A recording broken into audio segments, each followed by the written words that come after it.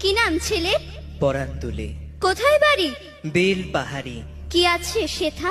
দারিদ্রতা, কি আছে সেথা? দারিদ্রতা। আর কিছু নাই? খিদের বালাই পড়াশুনো? কেউ করি না, স্কুল আছে? নয়কো কাছে কত দূরে?